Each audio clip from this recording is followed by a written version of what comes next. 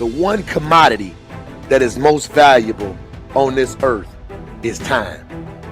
Time to love, time to live. From the moment the human body is born, it begins dying. I can live with no responsibility whatsoever. The price I pay is that nothing matters. Or I can reverse it and everything matters. But I have to take the responsibility that's associated with that. And so if your life isn't everything it could be, you could ask yourself, well, what would happen if you just stopped wasting the opportunities that are in front of you? What is death? Is it the end? Or is it the beginning? And what is life? What is this thing we call life? What makes life so unique and so beautiful? It is beautiful because whatever you have that you may be facing, what you may be dealing with, life is still good. You are living and achieving your dreams. Find time to better yourself, read, explore, research, live life, do things you've never thought of doing before. That's what it's all about. It might not be fun, it might not be easy, but it is profitable. It does give you results.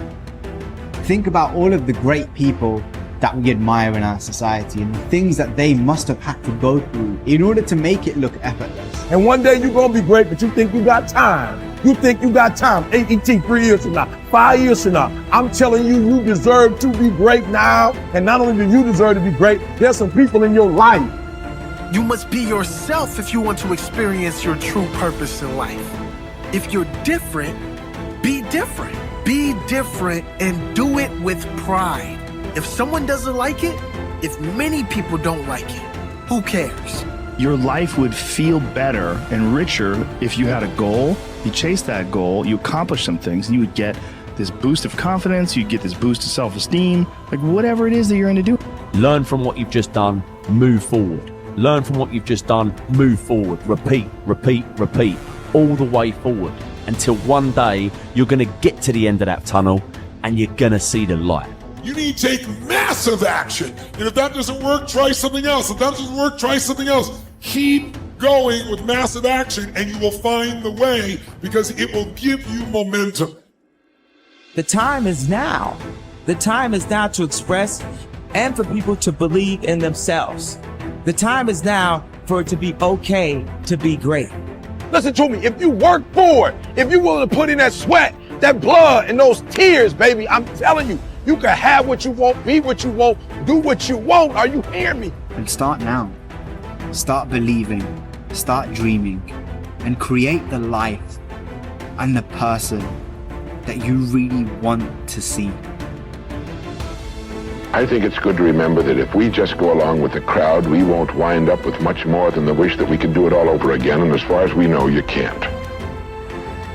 If we want to amount to anything as individuals, we need individual goals, individual thinking, individual actions, and we must never conform to the big group. We must love them, we must help them, we must serve them, because our whole success will depend on our ability to do these things. But never lose our own individuality and our identity by permitting ourselves to become submerged in what has historically proved itself to be little more than a suffocating sea of indirection and purposelessness. If we want to emulate someone, fine, but let's be choosy in whose steps we follow. It's the only life we've got. And remember to think. Imagination is everything, and we can become what we can imagine. If you find yourself getting depressed and down at the mouth, as we all get once in a while, you might want to remember this quotation by Dean Briggs. He said, "Do your work. Not just your work and no more, but a little more for the lavishing's sake. That little more which is worth all the rest. And if you suffer as you must, and if you doubt as you must, do your work. Put your heart into it, and the sky will clear. And then out of your very doubt and suffering will be born the supreme joy of life." Believe it or not, in an age when we've come to nearly deify leisure time, we've almost lost sight of the fact that virtually all our satisfactions, rewards will come not from our leisure, but from our work. And don't forget the strangest secret. We become what we think about. But if you want to begin to move into your own personal greatness, If you want to begin to really enjoy a happy, successful, healthy life, you've got to be willing to go against the tide. You've got to be willing to harness your will and say, in spite of this, I'm in control here. I'm not going to let this get me down. I'm not going to let this destroy me. I'm coming back, and I'll be stronger and better because of it. You have got to make a declaration that this is what you stand for. You're standing up for your dreams. You're standing up for peace of mind. You're standing up for health. You want it, and you're going to go all out to have it. It's not going to be easy. When you want to change, it's not easy. If it were in fact easy, everybody would do it. But if you're serious, you'll go all out. So yes, I'm going to turn this situation around. I'm not going to sit back and moan and cry over what happened and what went wrong and who did what. I'm going to do something about this situation. The way to transform yourself is through your work. Now, I know this runs counter to our prevailing cultural prejudices. Work is too ugly, too boring, too vain. Self-transformation, we think, comes through a spiritual journey. Therapy, a guru who tells us what to do, intense group experiences and social experiences, and drugs. But most of these are ways of running away from ourselves and relieving our chronic boredom. They're not connected to process, and so any changes that occur don't last. Instead, through our work, we can actually connect to who we are instead of running away. And by entering that slow, organic process, we can actually change ourselves from the inside out in a way that's very real and very lasting. This process involves a journey of self-discovery that can be seen as quite spiritual, if you like. And in the end of this process, we contribute something unique and meaningful to our culture through our work, which is hardly ugly, boring, or vain. This intense focus on one goal is not easy, but it is all important. Orison Swett Marden wrote, "The giants of the race have been men and women of concentration who have struck sledgehammer blows in one place until they have accomplished their purpose. The successful men and women of today are those of one over, mastering idea, one unwavering aim, men and women of single and intense purpose." Marden also said that every great man has become great.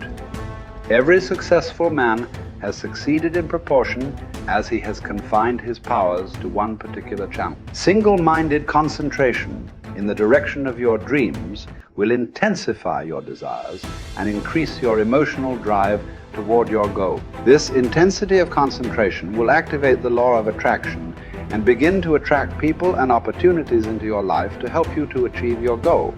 The more you think about your goal, the more it will come to dominate and direct your life.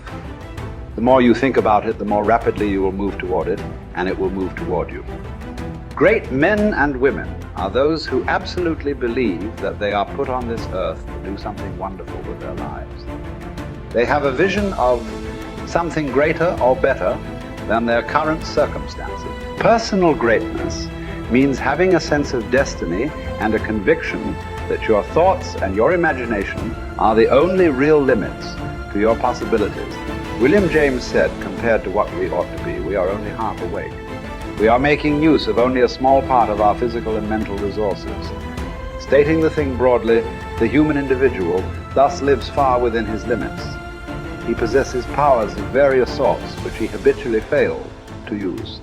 The founder of Success magazine, Orison Swett Marden, once said, "There are powers inside of you, which if you could discover and use, would make of you everything you ever dreamed or imagined you could become." In a 5-year study of leaders reported on in his book, Leaders, Warren Bennis discovered that each of them consciously avoided the comfort zone by continuously setting higher goals. They never allowed themselves to become complacent. They lived their lives fully extended, always striving to be and do more. To develop unshakable self-confidence, you need to see yourself and think of yourself as a leader, and to do what leaders do. You need to stretch yourself toward the outermost boundaries of your potential. You need to set goals that draw out of you the very best that is in you. You need to work toward objectives that cause you to feel a sense of mastery and peak performance.